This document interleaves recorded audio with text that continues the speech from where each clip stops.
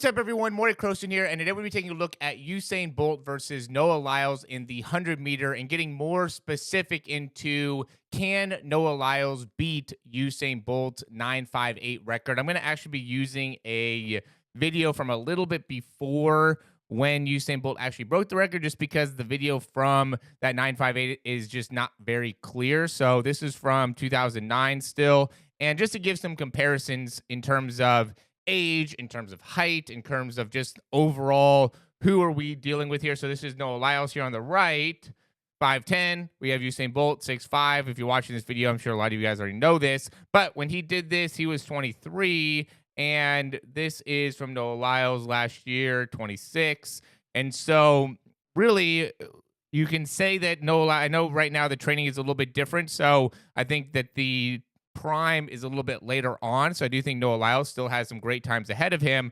But for context, again, later this year, Usain Bolt wins the whole thing. And so in this race, he runs 9.78, and Noah Lyles ended up winning this with a 9.79. And so he still ran faster in this race, and this is in preparation for the World Championships, where he ended up actually running the 9.58 in comparison to what should be Noah Lyles' prime here with the 100-meter, because it's the Olympic final. So this is, again, this is kind of like a practice, not a practice, but he's still not going to be at 100% the best shape like he did when he actually beat the record. And so we're going to see some differences here. And what really stands out when you watch, and I just watched both of these over and over and over and over and over and over and over and over again. And when you watch Usain Bolt go through the race, it just is another level of speed, where you can see with Noah Lyles, there's a lot of things that he does really well. From a technical perspective, one thing that stood out to me was like his left arm doesn't look as good as he's accelerating. He's obviously behind in this situation. I really don't even like how he's striking the ground with his left leg. He looks like he's a little bit tight, a little bit stiff with like the left hip and all that type of stuff. And so, that could all be arguments for why maybe he gets some of these things straightened out and he ends up running faster and he has a better pull and all these types of things, where he's still working on his technique and technically still has an opportunity to win this race. But when you watch Usain Bolt, he's just a lot cleaner in his acceleration. How he goes through this acceleration phase, everything looks a lot cleaner for him. I would say maybe the right leg is a little bit stiffer in how he's striking the ground. But that ends up being where he generates a good amount of force as well. I mean, both legs, he generates so much force, and he just gets to his top speed. And this is where it's hard for me to really say, okay, yeah, Noah Lyles has a chance here, because when he gets to like his top speed, he just runs by there's nobody that has this ability where they're just easily running by the fastest people in the world, like Usain Bolt had. And you could see what he does. I mean, this is just way in front of everybody. And as he's accelerating, yeah, he's a little bit behind in this situation or this part of the race, and then he really goes past everyone, which is similar to what Noah Lyles is able to do. He's kind of behind, and then he comes back at the end. But it's a very different amount of space that he's able to make up. Like, he makes up a bit of space, doesn't really take anybody over. Obviously, he wins the race, but doesn't like easily blow past everyone, where it looks like it's like an effortless thing. It looks like he's trying hard to be able to get in that situation.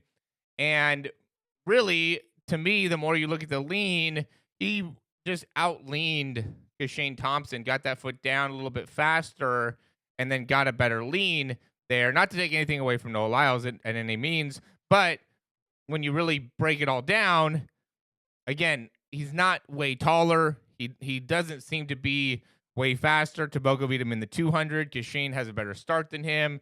Oblique Seville has a better start. There's just a lot of differences within his start and within his top speed. He's probably, from a top speed perspective, he's probably the fastest. I mean, I know we can make an argument that Fred Curley might be faster. Again, Tebogo might be faster. But when Usain Bolt was doing this, there was really no argument in terms of who was the fastest person. And when we get into the numbers, and I think that's really the key thing here, as we get into like these numbers here, I wrote it all down.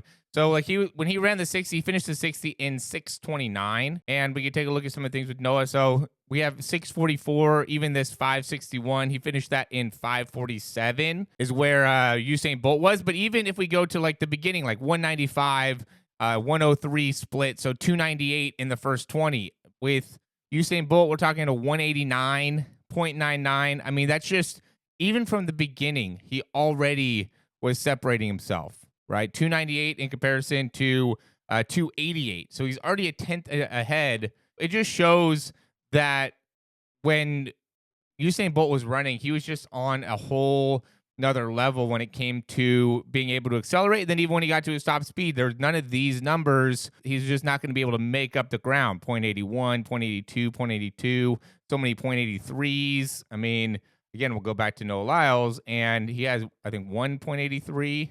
Yeah, or 2.83s, 182.